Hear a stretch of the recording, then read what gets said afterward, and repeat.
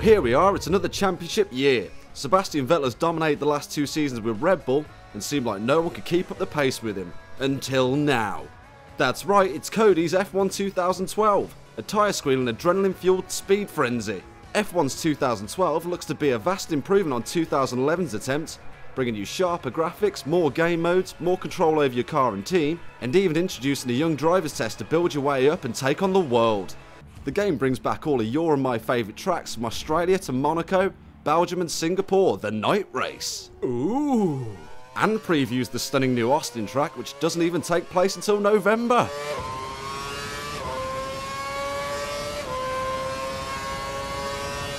The menus in this title look very Tron-esque, giving it a clean-cut look that looks like something out of a science lab. And these will guide you through the menu modes available to you. From standard career mode, working your way up from a low-class team into the big leagues and taking the championship, multiplayer, young driver test, season challenge and champions mode, where you will get to take on 6 world champions and see if you have what it takes to become one of the greats.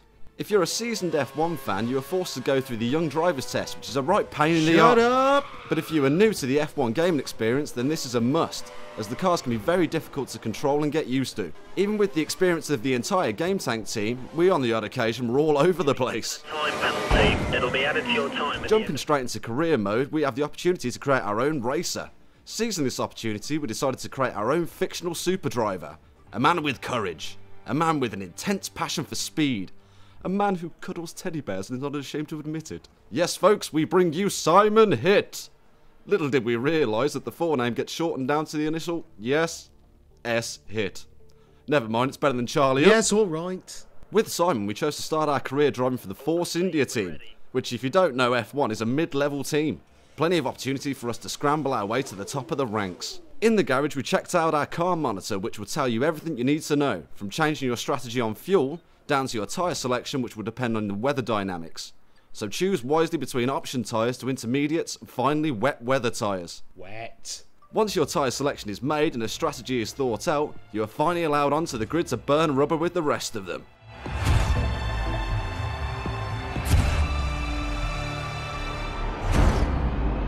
At the race start, I highly recommend using your KERS button, which will give you an extra 80 horsepower. But unfortunately only for 7 seconds per lap, so use it wisely. 3 laps into a race, you'll be able to use DRS, which will open up the rear wing and give you that extra bit of speed you need to overtake. But it can only be used when you're less than 1 second behind the car in front and only in the DRS activation zone.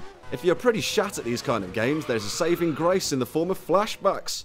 These will rewind time so you can have another bash. While you're driving, feel free to change your in-car views from right in the cockpit, You said cock. down to the chase camera.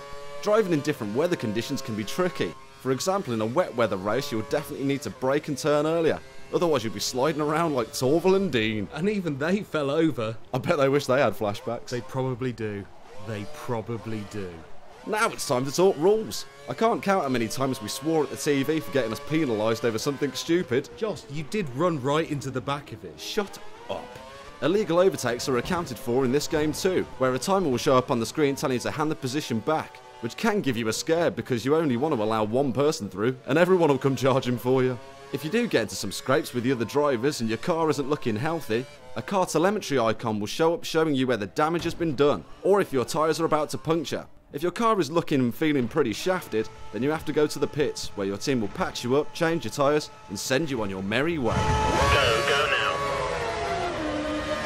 If you're looking for a quick razz around a track, then this really isn't for you. If you're a seasoned F1 fanatic, then this is the dream game. Longevity in this title will be your determination to win the championship. Battle it out online with your friends in one of the many multiplayer modes, and of course trying to unlock all the achievements you can, which in this title is really, really hard to do. Oh, wait. Was that 6? I got 7 the other day. All in all, this is a fantastic addition to the F1 franchise. If you're a previous owner of F1 in the past few titles, then you might not think much has changed. But if you're new to F1, then this is one hell of an experience for you.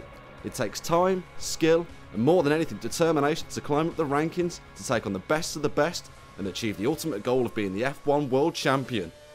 Rubberington!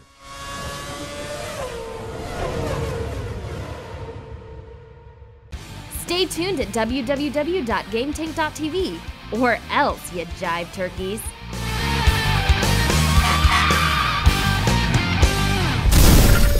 You know, it's a good job we don't have any spoilers in our reviews. Yeah, it's because we stick to the one formula.